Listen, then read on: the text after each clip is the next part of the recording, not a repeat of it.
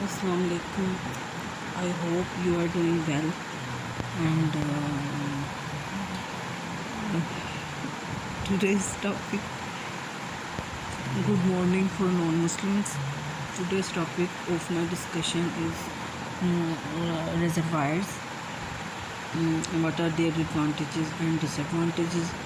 And for subsurface reservoirs, it is basically for subsurface reservoirs.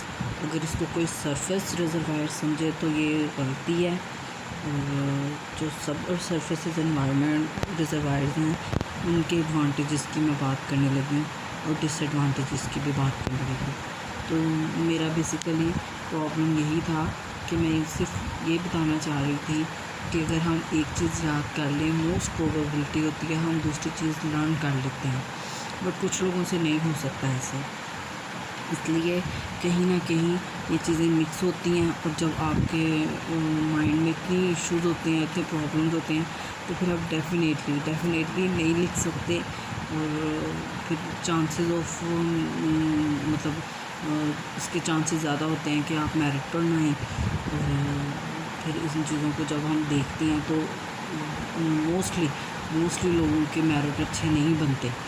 तो खैर, मैं कहाँ पहुँच गई, मैं सिर्फ इतना बताना चाह रही थी कि सबसरफेस रिजर्वायर्स क्या होते हैं और ये किस तरह डील करते हैं, इनकी क्या क्या मेन प्रॉब्लम्स होती हैं अगर हम जाएं किसी फील्ड में। और अगर फील्ड नहीं है तो अगर इन साइटू कंडीशंस में है, अगर हम लैब सिचुएशन में हैं तो हम क्या करें उससे रिलेटेड, और क्यों इस तरह की बातों को हम सर्च करें और इससे रिलेटेड क्या हमारे पास प्रॉब्लम्स आती हैं और जिसकी वजह से हमें ये चीज़ें पढ़नी पड़ती हैं। बट जिनका इंटरेस्ट होता है वो माशाल्लाह से बड़ा ही अच्छा काम कर जाते हैं, उनकी जॉब्स लग जाती हैं,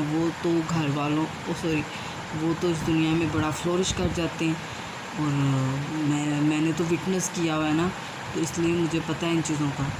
तो मेरे ख़्याल से जब ये चीज़ें, जिनके पास जॉब होती है ना, वो बहुत अच्छे से फ्लोरिश करते हैं, उनकी जॉब भी होती है माशाल्लाह से। और मैं तो सोचती हूँ अल्लाह ताला उनको जितना देता है, उनके पास नॉलेज होती है तो देता है, नहीं नॉलेज होती तो वो कैसे फिर जॉब ले लेते हैं।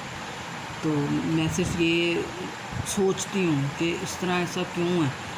तो बट जो रिजर्वायर्स पे जाते हैं और वो भी सबसरफेस पे अपनी जान पे खेल के जाते हैं लोग, माशाल्लाह से इतने अच्छे हैं हमारी दुनिया के कि वो जान पे खेल कर सारा कुछ करके अपनी अर्निंग ज़रूर कर लेते हैं।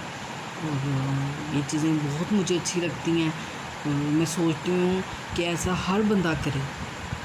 But due to lack of resources mostly और लैक ऑफ अवेलेबिलिटीज़ मोस्टली कुछ लोग नहीं कर पाते, उनको जॉब्स नहीं मिलती। तो ये बहुत अलार्मिंग इशू है, इस पर सारे बैठ कर डिस्कशन किया करें, जो मेरिट पे हो या नहीं हो बट उसकी जॉब ज़रूर हो।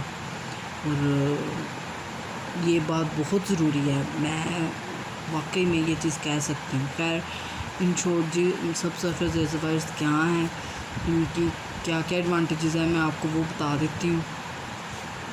Many large capacity sites are available.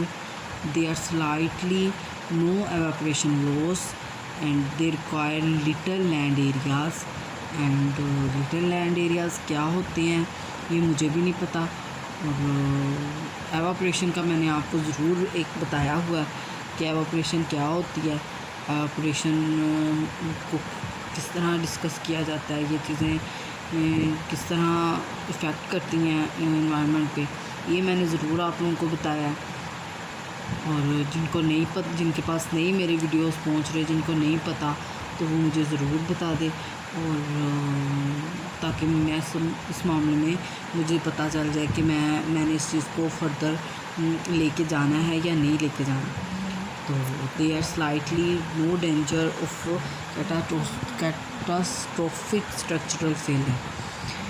तो ये कैटास्ट्रोफिक स्ट्रक्चरल फेलियर क्या होते हैं, बेसिकली मेरा एक्सपीरियंस इतना नहीं है, but still I had studied and I have done almost my all things very nicely but still I could not give you people a definition, because whenever you research about this word, you can easily know about, and you have to discuss all these things in very great amount. So the disadvantages already मैं toll कर चुकी हूँ आप लोगों को कि इनका जो वाटर है it must be pumped storage and convenience use only, और वाटर में भी मिनरलाइज्ड, वाटर को मिनरलाइज्ड होना चाहिए। अगर वाटर में भी कोई कमी पेशी होती है तो बहुत मसले होते हैं, और इसी मसलों की वजह से बहुत प्रॉब्लम्स हो जाती हैं। Thank you so much, remember me in prayers. Allah हाफिज़।